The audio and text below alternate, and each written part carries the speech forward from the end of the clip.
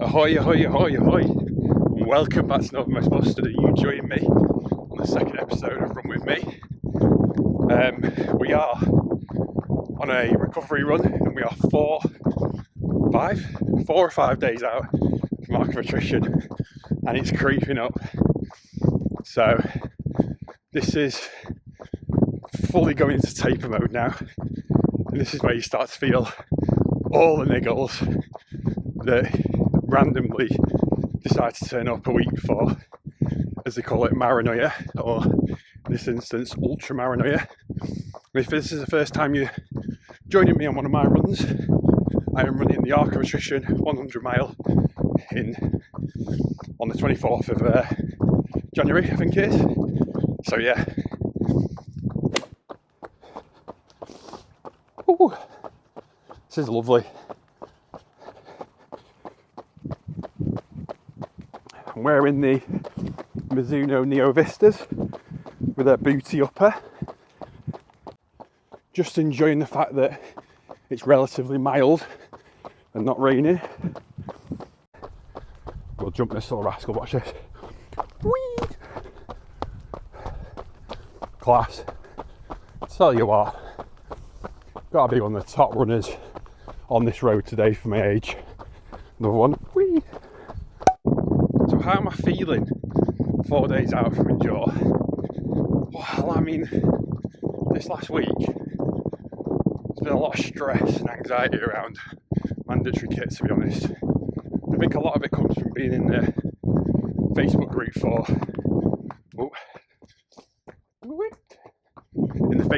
for Arc Of Attrition. Now, it's a really good resource. People are really helpful in there, but there's so many comments and posts and people saying this was okay, this isn't okay, I've emailed this and I got this. So it's just a minefield, because all week I've been stressing, man, just trying to work out what's acceptable. Okay, but I think I've got there now. I finally got there, just waiting for the last little bits to come. And I've also had issues with trying to find a battery for my head torch, replacement rechargeable batteries. I just don't have a clue. So I think I've worked out which is which now, but let's just see.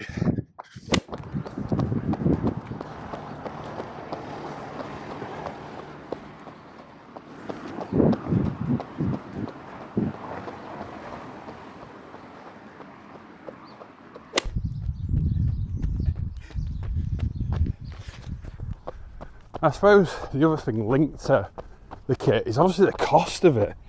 It's just, of course, I understand that there needs to be pretty strict rules and regs on what sort of kit, because, you know, we need to stay safe. It's a race the back end of January on a really exposed part of the UK. But you need this, Primaloft this, or this, that, the other, and before you know it, you're just spending hundreds of pounds on stuff, and it sort of, in a way, takes the joy out of it a little bit, because not only are you stressing about the kit, but the reason why I love running is because anyone can do it. And as you start getting into these ultra races, it becomes actually a little bit more about what kit you can afford, because you're going to be way more comfortable if you've got better kit. Now, that's obviously not, you know, always true, but it's a massive advantage if you can afford the kit. Before you know it, you're 1,500 quid deep after booking, you know, Airbnbs and whatnot. So yeah, I suppose that caught me off guard a little bit, which you probably shouldn't have done. And I get the importance of having correct kit, but yeah, just did surprise me a little. But now the kit is bought, it's ready. It's annoying because I haven't done a full kit run with my quote-unquote new kit, but it's pretty much the same with some extra layers. It's where it fits in my pack now, because the extra layers I bought were a bit more chunky, but hey. But I am really excited for it. I know I've just whinged for 2 minutes, but I am really excited, but it's in trepidation. Because as I mentioned before, I've done 2 ultras before, managed 100 miles, managed to win one of them. However, This is completely different. This is a point-to-point ultra in winter, not summer. Way more self-sufficient, and because of where it is in the world, it's 8 hours away from me. I haven't been able to recce it, and I can only go off what I see on YouTube or whatever, and that does fill you a bit with intrepidation because I don't know what's coming. It's clear from all the messages and whatnot that actually the route is death by 1,000 cuts. So although there is quite a bit of elevation, about 4,000 meters, it's all just from like hills that are 60 to 80 meters, up and down, up and down. So while they aren't huge hills, it's just a constant undulation that wears you down. So just see how I feel about that, because during training I've done quite a lot of steep hills that should put me in good stead. I feel fit and I feel ready, but obviously I've never run on that coast before, so we'll have to wait and see if you just don't know what it's going to be like. What's it? So yeah, exciting but nerve-wracking. Oh yeah, we got some water boys up here. Come on. Whee! Whee! Absolutely needless, but also very much needed. Do a couple of these as well. Look at that little free. That was a little triple jump jobby. I think another thing as well is obviously I've got my partner crewing me who has crewed me on ultras before, but like I said, to those summer lapped ultras which make it quite easy. Again, I don't know if it's just me or I'm not looking in the right places, not reading the right stuff, but it feels like there's not much information for crew, like what are the actual postcodes you got to get to. I don't know. I found some people are putting it on their Facebook group, but they're clearly just made by themselves on Excel, and you don't know how much of those are true. Maybe I'm just missing things, but weird. I suppose it just adds to that anxiety and stress, like between the two of you. You know, there's already a bit of stress on what time am I going to get to places, how am I going to be feeling, am I going to have GI issues, am I going to be injured, am I going to be cold, am I going to have foot issues. There's already so much to think about, never mind whether we're just working out where I have to be and when. I think it's just because I've not done these things before, you just don't know what to expect. But I'm sure, you know, try not to put too much pressure on myself on getting a particular finish I want other than just finishing. Let's back it off this hill up here. Well, it's meant to be a recovery run, Jord. Don't forget that.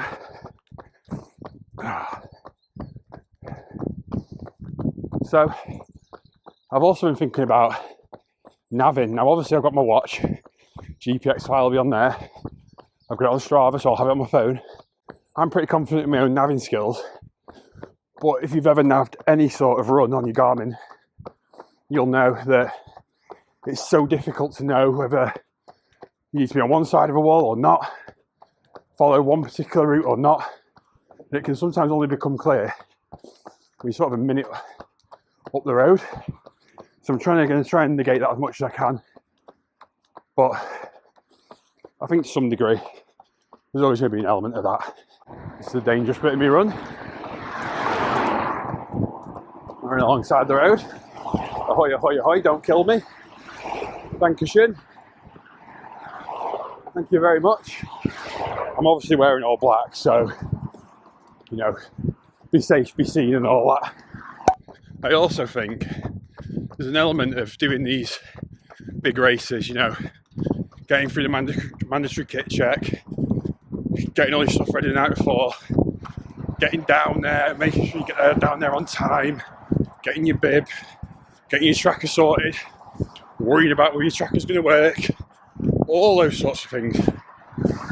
Just sometimes, you know, when you're sort of 48 hours out, you just kind of just want to be on the start line and just be going. You know, this block for me has been since October, and I've put a lot of pressure on myself and a lot of time into this to do it. And while that doesn't necessarily equate to a good race, you know, I would be disappointed if I don't have a good race. Of course, like anyone. But even more so, I've put so much time and effort in with, you know, still a baby under 12 months. Put a lot of time and effort that could have been spent with my partner and my baby. So I just hope it becomes worthwhile, which I'm sure it will. Oh, please. Future George. Please, future George. You got this, bro. Right, you join me at my hill sprints hill. All the way up there. It's a beast. Sadly, I think I'm only in the top 10 for this hill climb. I've not actually took the crown for it on Strava. So maybe that's one to nail this year. Get a pair of carbons on. Literally jog to it from a minute away. And then just fly up it and stop me run after that. Oh. Power, power, power. Power, power, power, power. Little tappy feet up here. Lovely stuff. There you go, at the top. Just so you can tell what it's like. Minging. Minging, minging. So in terms of when we're going to actually be able to record the arc, I'm hoping so. I'm going to take this camera, but it realistically only has 27 minutes or less of battery. So whether I can actually record a lot of it is going to be by the by. I don't obviously want it to intrude on my race too much, so I'm just thinking, is it worth me bringing the charger for it? That'd be aggro. But you know what? Sometimes I just think, live in the moment. It's a class race. It's a bucket list race for a lot of people. So just enjoy it. There's no, see, you're only on the road. Not really much to talk about. I can't really jump over too much here, can I?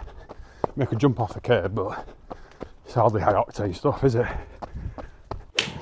So if you're wondering where I'm going to be and what my bib number is, I believe it's 722. Now I'm setting off in wave number 2. So just look for my name, Jordan Withers, and it's bib 722. I'm in wave 2, setting off at 12:30.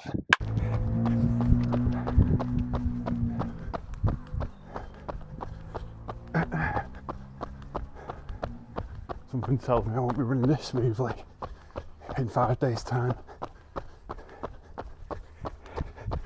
I actually don't think there's any flat bits on the course, to be honest. I think there might be like 2k or something. From what I've been looking at on the topography, it's mental. But anyway, it'll be a eat.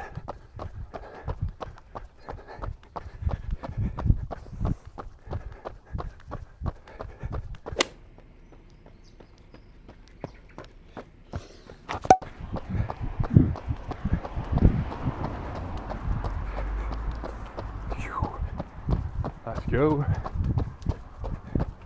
Recovery vibes only. I must admit, running on roads doesn't have the same dangers as trails, let's say, but there are a few hazards you gotta watch out for, including unpicked up dog muck. I mean, at times it's like minesweeper around here. Oh, just had a moment back there where you're doing the hopscotch to get through it all. So, come to the end of my 40-minute run, and I just wanted to say, first of all, best of luck to all the other competitors on the Arc of Attrition, no matter what distance you're doing, enjoy. And of course, if you're interested, like, comment, subscribe, comment and subscribe. And please give me a follow on Instagram at run JAY with WITH. All right, peace.